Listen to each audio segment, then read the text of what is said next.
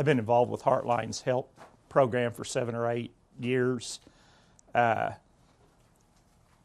kind of stumbled into being involved with it. There was nothing in my background or anybody that I knew that had been, at that point in time, impacted by suicide.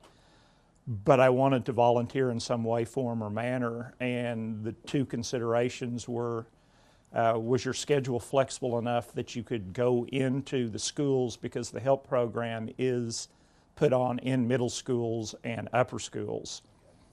And so you have to be available that if they have a 2:30 program that you can take off and go, as opposed to a job where you're not allowed to do that.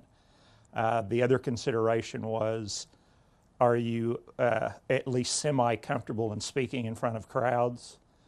Because if you have stage fright and talking in front of a group of 8th or 9th graders that are comparable to herding cats, then it's not the right position for you. But the more I worked in the volunteer area of it, and with no background in mental health, I started realizing that suicide is truly epidemic among the age group from about 15 to 24.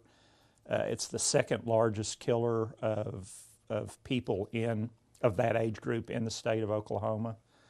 And so it became very important to me to get the word out, so that, one, there would be education, and two, that you could kind of dispel some of the stigma and some of the shroud of secrecy that surrounds teen suicide. If you have the same mindset, the same personality, the same thoughts, but you're born into a ghetto in Bangladesh instead of Oklahoma City, how different your life would be. So it's kind of like that kind of inner feeling you've got to give back. You've got lots of advantages, so that you've got to keep giving back to the community. And so I get a great deal of satisfaction out of being able to go out and maybe help people that otherwise wouldn't have received help, or save somebody's life. Again, you don't know whether you did it or not, but when I first started doing this, both of my sons were teenage. And both of them had the volatile emotions and the whole deal. And you could watch it at home anytime you wanted. To, breaking up with a girlfriend, and that was the end of the world.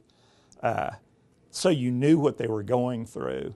So when I'm out there with people their age, it's kind of like, and I'm learning how to deal with my own children as well. So I'm giving back. I'm doing things that can potentially save lives. I'm honing my own public speaking skills, and I'm learning how to deal with my own teenagers. So it was kind of a situation where it had lots of benefits. The boundaries have kind of restricted now on what you can do and what you can't do. One of the school systems that we go to on a regular basis, we do not see the evaluations at the end anymore. That's strictly between the school counselor. We would pick them.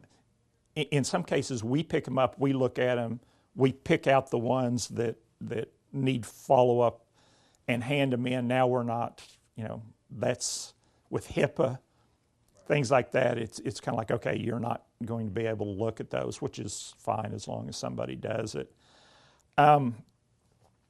We've kind of updated the script that we follow. And the last thing that I heard was, one of the early parts of the script is that you talk about that, you have a 50-50 chance of knowing somebody who has contemplated suicide before you graduate from high school. I think we're now removing that, because we don't want to leave the impression that it's no big deal. You feel suicidal, it's okay, it's no big deal. No, it is a big deal.